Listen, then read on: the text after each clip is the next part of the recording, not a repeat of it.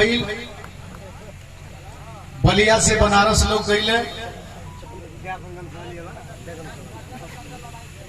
वीर बांटा जमार भी हार गईले, भाट भी हार गईले, लोरी पटक के सम्मान बचा लेना सबसे बड़ी बात यह है। लेकिन एक बात बताई,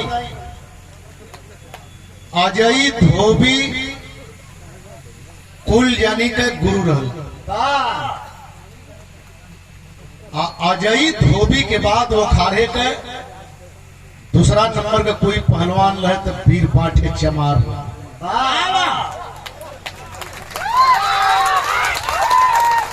बैठ बैठ बैठ बैठ ना,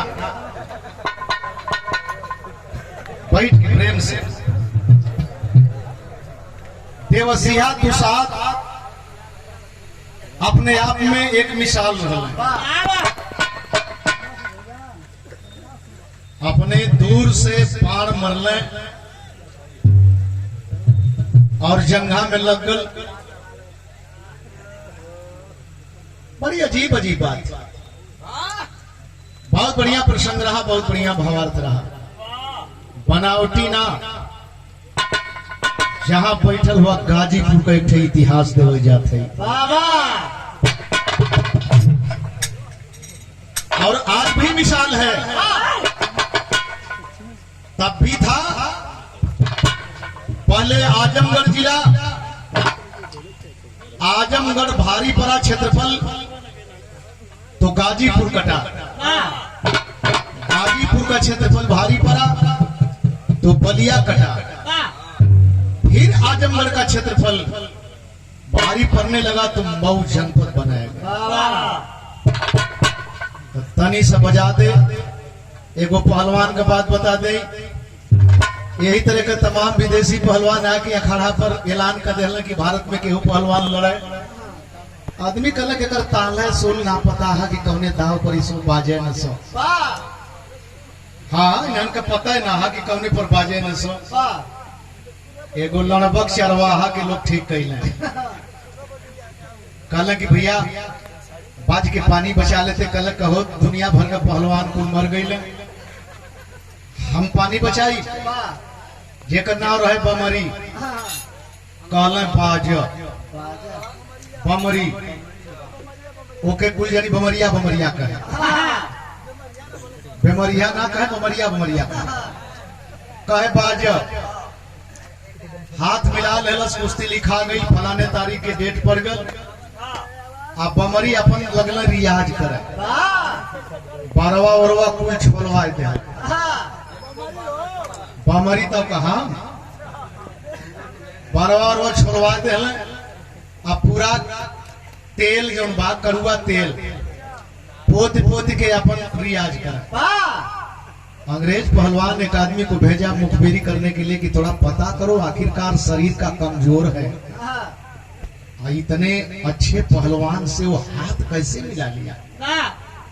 बमरी के जाके कुछ पैसा दे, कहले भैया अपन दउआ बता देता कि उतना बड़हर पहलवान से तू लड़बा कैसे।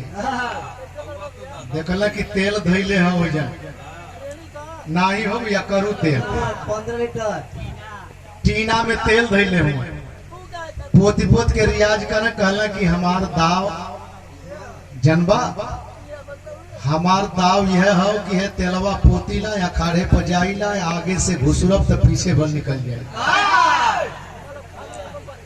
अब पीछे से घुसरब तो आगे भर निकल जाए। जाके अंग्रेज पहलवान से कहल कि बाप रे बाप, ऐसा पहलवान तो धरती पर पहली बार देखा।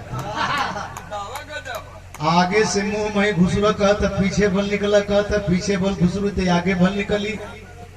अब ओकर खाने पानी छूट गया, वो अंग्रेज पहलवान के बदमो ना घोटा, कल सारा जिंदगी चल जाई। लेकिन मुश्किल है कि भागी तो कैसे। जहिया कुश्ती का दिन है, पहले ही 1 कंटरा तेल पहुंच गए अखाड़े पर। अंग्रेज पहलवान देखा तो कलश के ओ यही लगाता है। बमरी निंगोटा जंगिया पहिर के पहुंच गई, तेल पोतल पूरा अपने मन का कपार ले ले यहाँ ले ले छोड़ोले तो ही कुछ मोशदारी अंग्रेज पहलवान कलश की आज जिंदगी बचल मुश्किल,